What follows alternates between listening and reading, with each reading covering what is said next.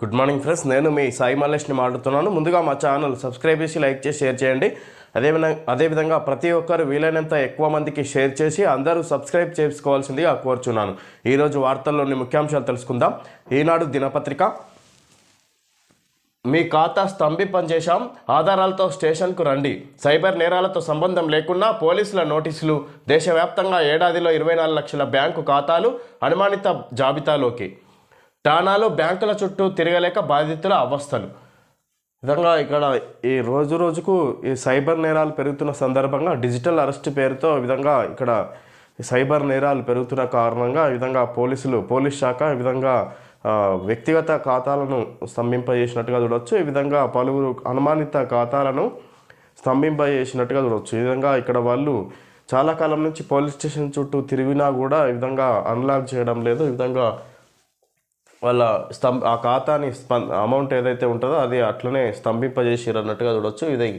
ఈ విధంగా గత ఏడాది సెప్టెంబర్ నుంచి ఈ ఏడాది నవంబర్ వరకు దేశవ్యాప్తంగా సైబర్ నేరాలకు పాల్పడుతున్న 18.43 లక్షల మందిని అనుమానితులుగా గుర్తించారు. వారితో లావాదేవీలు జరిపారని భావిస్తున్న 24.67 లక్షల ఖాతాలను అనుమానిత ఖాతాలో చేర్చారు.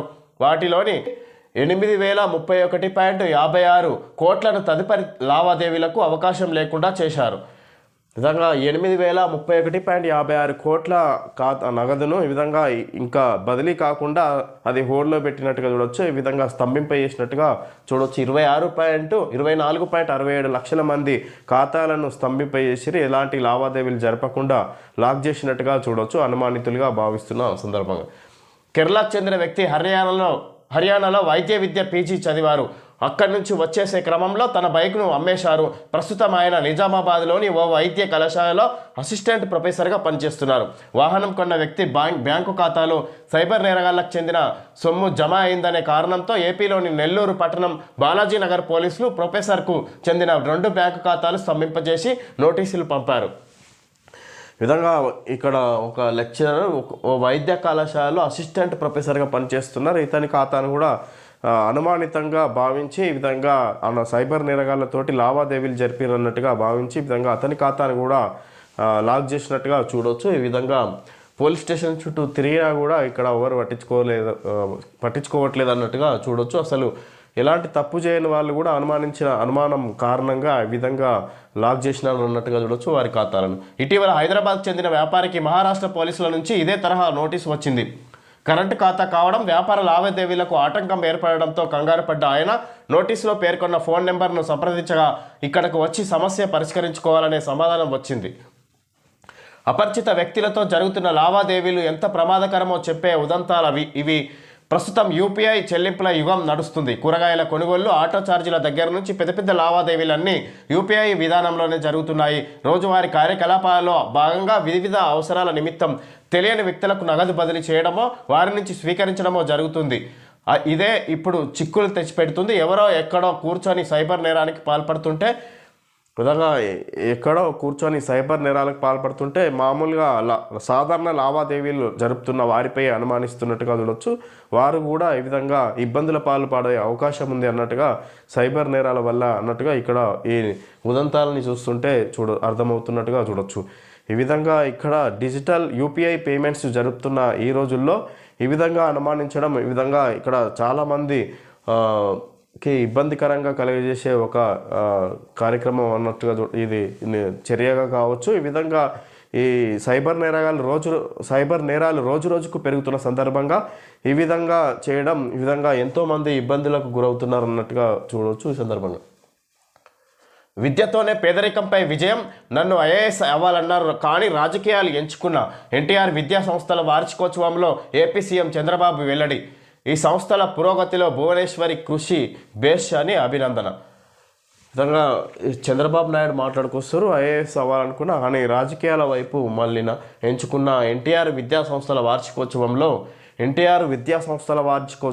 ఈ విధంగా ఏపీ సీఎం చంద్రబాబు నాయుడు మాట్లాడేట్టుగా చూడవచ్చు. ఎన్టీఆర్ విద్యా సంస్థల పురోగతిలో భువనేశ్వరి కృషి బేష్ అని అభినందించినట్టుగా చూడవచ్చు. ఈ విధంగా దీనికి నాయకత్వం ఈ విధంగా ఎన్టీఆర్ విద్యా సంస్థలకు నాయకత్వం భువనేశ్వరి వహిస్తున్న సందర్భంగా ఆమె పురోగతిలో భువనేశ్వరి కృషి బేస్ అన్నట్టుగా ఈ విధంగా కొనియాడినట్టుగా చూడొచ్చు చంద్రబాబు నాయుడు. 5 నుంచి ఆందోళన, ఎంజీ నరేగా రద్దుపై రైతు చట్టాల మాదిరిగా భారీ పోరు, కాంగ్రెస్ వర్కింగ్ కమిటీ ఏకగ్రీవ తీర్మానం, ఇది మరో పెద్ద నోట్ల రద్దు లాంటిది రాహుల్ గాంధీ, మోడీ సర్కార్ ప్రజా ఆగ్రహాన్ని చూస్తుందన్న ఖర్గే. ఈ విధంగా ఈ మహాత్మా గాంధీ జాతీయ ఉపాధి హామీ పథకాన్ని పేరు మార్చిన సందర్భంగా ఈ విధంగా చట్టాల మార్పునే పూర్తిగా చట్టాన్నే మార్చిన కారణంగా ఈ విధంగా ఈ కాంగ్రెస్ వర్గాలు కేంద్ర కమిటీ ఈ విధంగా ఇక్కడ సీరియస్గా ఒక భారీ ఎత్తున నిరసన కార్యక్రమాలు చేపట్టడానికి గాను ఈ విధంగా ఈ సమావేశమైనట్టుగా చూడొచ్చు. జనవరి 5 నుంచి ఆందోళన కార్యక్రమాలు చేపడతారన్నట్టుగా ఒక నిర్ణయానికి వచ్చినట్టుగా చూడొచ్చు. దేశవ్యాప్తంగా యూపీఏ పాలనలో తీసుకువచ్చిన మహాత్మా గాంధీ జాతీయ గ్రామీణ ఉపాధి హామీ చట్టం, ఎంజీ నరేగా స్థానంలో కేంద్ర సర్కార్ తీసుకువచ్చిన కొత్త చట్టంపై జనవరి 5 నుంచి దేశవ్యాప్తంగా పెద్ద ఎత్తున ఆందోళన చేపట్టాలని కాంగ్రెస్ పార్టీ నిర్ణయించింది. విబి జీరామ్జీ పేరుతో తెచ్చిన చట్టాన్ని కేంద్ర సర్కార్ వెనక్కి తీసుకునేలా ఈ పోరాటం కొనసాగించనుంది. శనివారం ఇక్కడి ఇందిరా భవన్లో పార్టీ అధ్యక్షుడు మల్లికార్జున ఖర్గే, అగ్రనేతలు సోనియా గాంధీ, రాహుల్ గాంధీల ఆధ్వర్యంలో జరిగిన పార్టీ అత్యున్నత విధాన నిర్ణాయక మండలి కాంగ్రెస్ వర్కింగ్ కమిటీ సిడబ్ల్యూసి సమావేశం ఈ మేరకు ఏకగ్రీవంగా తీర్మానం చేసింది. ఉపాధి హామీ పథకానికి మద్దతుగా నాయకులంతా ప్రమాణం చేశారు. ఎట్టి పరిస్థితుల్లోనూ మహాత్మా గాంధీ ఉపాధి హామీ పథకాన్ని రక్షించుకుంటామని, గ్రామీణ కూలీల హక్కులను, మహాత్మా గాంధీ పేరును కాపాడతామని శపథం చేశారు. సంబంధిత శాఖ మంత్రివర్గంతో గాని చర్చించకుండా ప్రధాని మోడీ ఎంజీ నరేగాను రద్దు చేయాలని ఏకపక్షంగా నిర్ణయించారని, ఇది కూడా మరో పెద్ద నోట్ల రద్దు లాంటిదేనని లోక్సభలో ప్రతిపక్ష నేత రాహుల్ గాంధీ విమర్శించారు. ఢిల్లీలోని ఇందిరా భవన్ ప్రాంగణంలో రాహుల్, సోనియా గాంధీలతో ముఖ్యమంత్రి రేవంత్ రెడ్డి ఈ విధంగా ఢిల్లీలోని ఇందిరా భవన్లో ఈ విధంగా పిసిసి కమిటీ ఈ విధంగా సమావేశమైనట్టుగా చూడొచ్చు. కాంగ్రెస్ వర్కింగ్ కమిటీ ఏకగ్రీవ తీర్మానం తీసుకుంది. ఈ విధంగా కాంగ్రెస్ వర్కింగ్ కమిటీ ఆధ్వర్యంలో సమావేశమైనట్టుగా చూడొచ్చు. ముఖ్యంగా మహాత్మా గాంధీ జాతీయ ఉపాధి హామీ పథకం పేరుని పూర్తిగా మార్చి చట్టాన్ని సవరించిన సందర్భంగా విధంగా పేరును మార్చి జీరామ్జీ పేరుతోటి విధంగా ఈ కేంద్ర ప్రభుత్వం కొత్త చట్టాన్ని తీసుకొచ్చిన సందర్భంగా ఈ విధంగా కాంగ్రెస్ వర్గాలు పెద్ద ఎత్తున ఈ జనవరి 5 నుంచి దేశవ్యాప్తంగా ఆందోళన కార్యక్రమాలు చేపట్టాలనే ఒక నిర్ణయానికి వచ్చినట్టుగా చూడొచ్చు. దీనిపై కాంగ్రెస్ వర్గాలు ఏకగ్రీవంగా తీర్మానం ఇచ్చినట్టుగా చూడవచ్చు. ఈ సందర్భంగా సోనియా గాంధీ, రాహుల్ గాంధీ ఆధ్వర్యంలో ఈ సమావేశం నిర్వహించినట్టుగా మనం చూడవచ్చు. ఈ సందర్భంగా దీనికి మన సీఎం రేవంత్ రెడ్డి కూడా హాజరైనట్టుగా చూడవచ్చు. ఇది ప్రధాని నరేంద్ర మోడీ ఏకపక్షంగా నిర్ణయం తీసుకున్నారు. ఈ విధంగా దానికి సంబంధించిన మంత్రివర్గంతో కానీ సంబంధిత శాఖతో కానీ ఎలాంటి చర్చలు జరపకుండానే, ఎలాంటి సంప్రదింపులు చేయకుండానే తన సొంత నిర్ణయంగా తీసుకున్నారన్నట్టుగా, ఇది పెద్ద నోట్ల రద్దు లాంటిదే ఇది కూడా అన్నట్టుగా ఇక్కడ కాంగ్రెస్ ఒక నిర్ణయానికి వచ్చినట్టుగా చూడవచ్చు. ముఖ్యంగా ఇది ఈ కేంద్ర ప్రభుత్వానికి వ్యతిరేకంగా ఈ విధంగా ఇక్కడ ఉపాధి హామీ పథకం నామకరణం మార్చిన సందర్భంగా ఈ విధంగా పెద్ద ఎత్తున ఆందోళన కార్యక్రమాలు చేపట్టాలనే ఒక నిర్ణయానికి వచ్చినట్టుగా చూడవచ్చు కాంగ్రెస్ వర్గాలు. ఎయిమ్స్ స్థాయికి నిమ్స్, ఆ దిశగా ఆధునిక సేవలు, పరిశోధనలు, విభాగాల వారీగా ప్రత్యేక ఓపీ కౌంటర్లు, రక్త వ్యాధులకు నోడల్ కేంద్రంగా మార్పు, వచ్చే ఏడాది నుంచి కొత్తగా 2000 పడకలు, రోగ నిర్ధారణ పరీక్షలకు ఏఐతో అనుసంధానం, ఆసుపత్రి అభివృద్ధిపై ప్రభుత్వం ప్రత్యేక దృష్టి. ఎయిమ్స్ స్థాయికి నిమ్స్ను తీసుకెళ్తామన్నట్టుగా ఈ విధంగా కొత్త అధునాతన పరికరాలు ఏఐ తోటి అనుసంధానం చేసుకొని ఈ విధంగా కొత్త టెక్నాలజీని తీసుకొస్తామన్నట్టుగా ఇక ప్రభుత్వ ఆసుపత్రి అభివృద్ధిపై ప్రభుత్వం ప్రత్యేక దృష్టి కేంద్రీకరించిందన్నట్టుగా ఇక్కడ వార్త చూడొచ్చు. హైదరాబాద్లోని Nizam's Institute of Medical Sciences నిమ్స్లో అత్యాధునిక వైద్య సేవల విస్తరణ వేగం అందుకుంటుంది. రాష్ట్ర ప్రభుత్వం ప్రత్యేకంగా దృష్టి సారించి ఢిల్లీ ఎయిమ్స్ స్థాయిలో నిమ్స్ సేవలు అందించేలా చర్యలు తీసుకుంటుంది. సేవల ఆధునికీకరణతో పాటు పరిశోధనలకు పెద్దపీట వేయనున్నారు. సీఎం రేవంత్ రెడ్డి సూచనలతో వైద్య ఆరోగ్య శాఖ మంత్రి దామోదర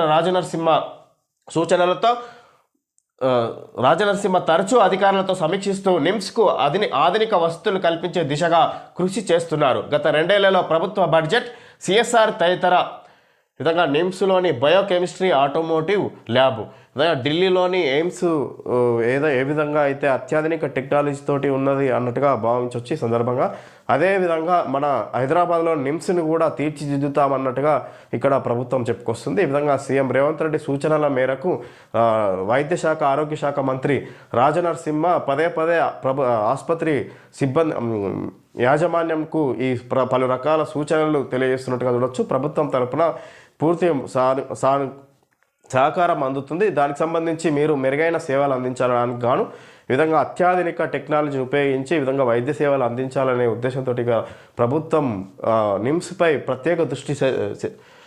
ప్రత్యేక దృష్టి నిలిపింది అన్నట్టుగా చూడవచ్చు. ఈ సందర్భంగా నిమ్స్ స్వరూపమే మారనుంది. Doctor Beerappa director NIMS. రానున్న రోజుల్లో నిమ్స్ స్వరూపమే పూర్తిగా మారనుంది.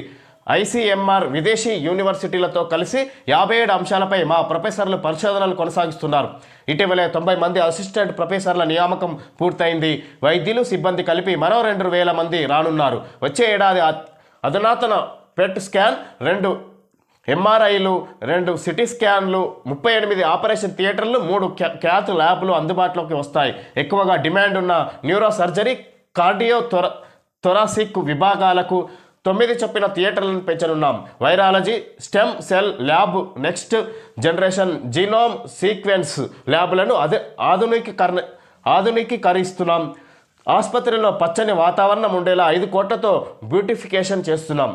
ఈ విధంగా మెడికల్ ఆసుపత్రిలో ఉండే ఏదైతే వివిధ పరీక్షల నిమిత్తం ల్యాబులు, దానికి కావలసిన యంత్రాలను అత్యాధునిక టెక్నాలజీతోటి రూపొందించబోతున్నాం. వివిధ విదేశీ యూనివర్సిటీలతోటి సహకారంతో ఈ విధంగా ఇక్కడ రూపొందిస్తున్నాము. ఇక్కడ నిమ్స్ రూపురేఖలే పూర్తిగా మారబోతున్నాయి అన్నట్టుగా ఇక్కడ నిమ్స్ డైరెక్టర్ చీఫ్ ఈ విధంగా బీరప్ప మాట్లాడుతున్నారు.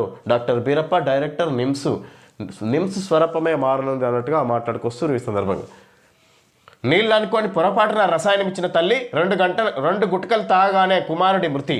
ఆసుపత్రిలో నీళ్లు దొరక్క ల్యాబ్లోకి వెళ్లడమే కారణం. ఆసుపత్రిలో జ్వరంతో బాధపడుతున్న కుమారుడికి మాత్ర ఇచ్చిన తల్లి తాగునీరు అనుకొని అక్కడి ల్యాబ్లోని ప్రమాదకర రసాయనాన్ని తాగించడంతో అతను వెంటనే మృతి చెందిన విషాదకర ఘటన శనివారం నల్గొండ జిల్లా మిర్యాలగూడ పట్టణంలో చోటు చేసుకుంది. విధంగా నీళ్ళు అనుకొని పొరపాటున రసాయనం ఇచ్చిన తల్లి ఆ కారణంగా 2 గుటకలు మింగగానే అతను మరణించినట్టుగా చూడొచ్చు. అంత ప్రమాదకర రసాయనం అన్నట్టుగా చెప్పుకోవచ్చు ఈ సందర్భంగా.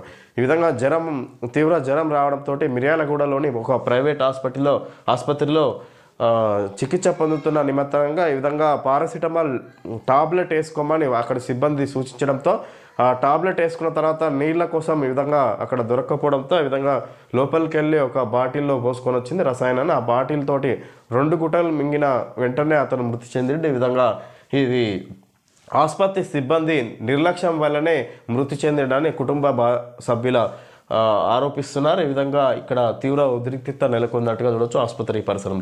ఎల్ఎండ్టీకి తుది నోటీస్. క్రిమినల్ చర్య ఎందుకు తీసుకోరాదో వారంలో చెప్పాలి. మేడిగడ్డ పునరుద్ధరణ పనులు చేపట్టాలి. ఎస్సీ ఎల్ఎండ్టీకి తుది నోటీసులు ఇచ్చింది. ఈ విధంగా ఏదైతే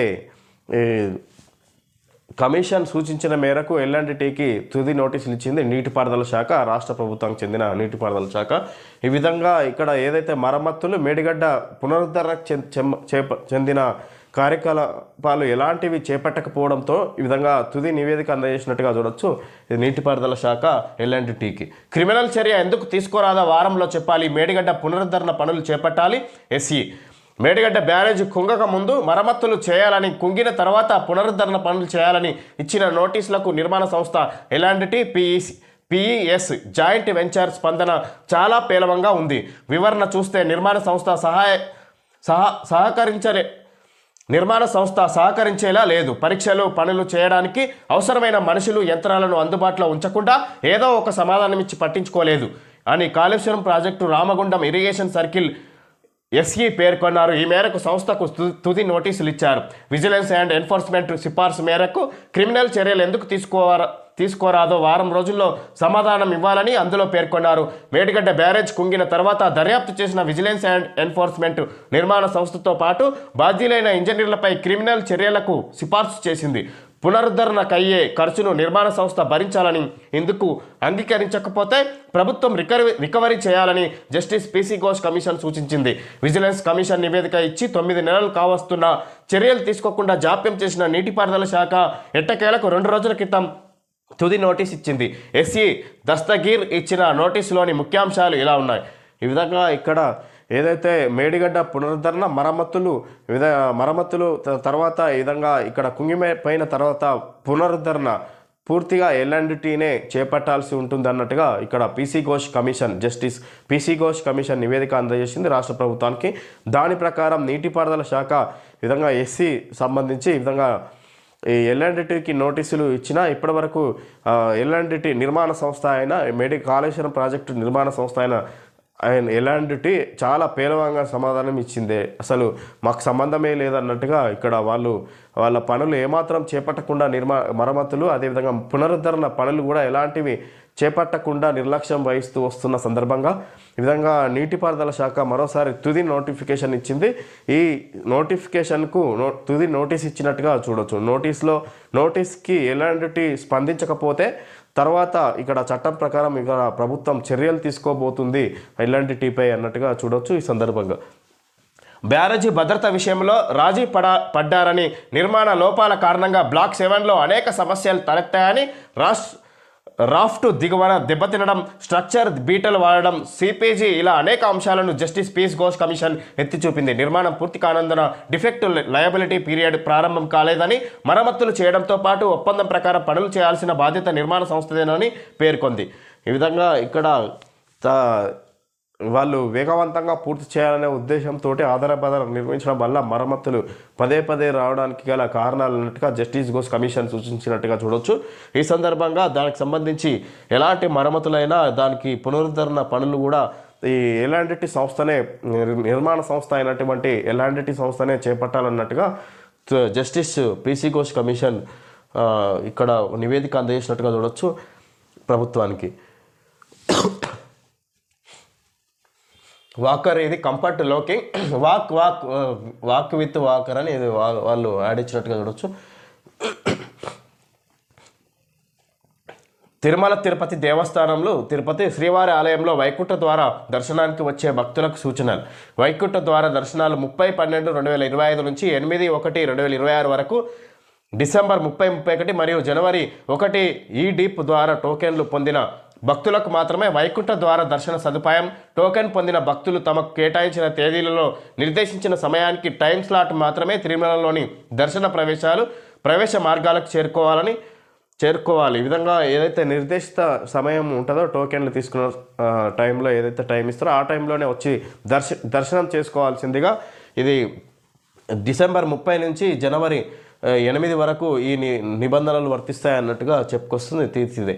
తిరుమల తిరుపతి దేవస్థానం ప్రజా సంబంధాల విభాగం ఎస్వీబీసీ సోషల్ మీడియా ద్వారా ఎప్పటికప్పుడు అందించే భక్తుల రద్దీ సమాచారం ఆధారంగా టోకెన్లు లేని భక్తులు జనవరి 2వ తేదీ నుంచి 8వ తేదీ వరకు సర్వదర్శనం క్యూ లైన్ ద్వారా వైకుంఠ ద్వార దర్శనం పొందడానికి తమ ప్రణాళికను రూపొందించుకోవాల్సినదిగా కోరడమైనది.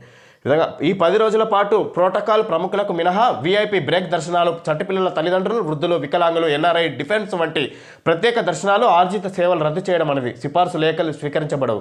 అన్ని వర్గాల భక్తులను దృష్టిలో ఉంచుకొని పైన తీసుకున్న నిర్ణయాలను గమనించి భక్తులు సమయంలో పాటిస్తూ శ్రీవారి వైకుంఠ ద్వార దర్శనాలను చేసుకుంటూ తీతిదేకి సహకరించాలని విజ్ఞప్తి కార్యనిర్వహణాధికారి. విధంగా తిరుమల తిరుపతి దేవస్థానం వాళ్ళు ఈ విధంగా యాడ్ ఇచ్చిన వివరాలు తెలియజేసినట్టుగా చూడవచ్చు. ఈ విధంగా ఇక్కడ ఏదైతే విఐపి దర్శనాలు కొన్ని పరిమితంకి మాత్రమే ఉంటాయి. ఈ విధంగా ప్రోటోకాల్ ప్రముఖులకు మినహా విఐపి బ్రేక్ దర్శనాలు పూర్తిగా రద్దు చేయబడినట్టుగా చూడవచ్చు. ఈ 10 రోజులు డిసెంబర్ 30 నుంచి జనవరి 8 వరకు ఈ నియమ నిబంధనలు వర్తిస్తాయి అన్నట్టుగా చెప్పుకొస్తుంది తిరుమల తిరుపతి దేవాదాయ శాఖ. భీమా జ్యువెలరీ వాళ్ళు ఆడిచ్చినట్టుగా చూడవచ్చు. ఓకే ఫ్రెండ్స్, ఈరోజు వార్తల్లోని ముఖ్యాంశాలు తెలుసుకోవడం జరిగింది. Thank you friends.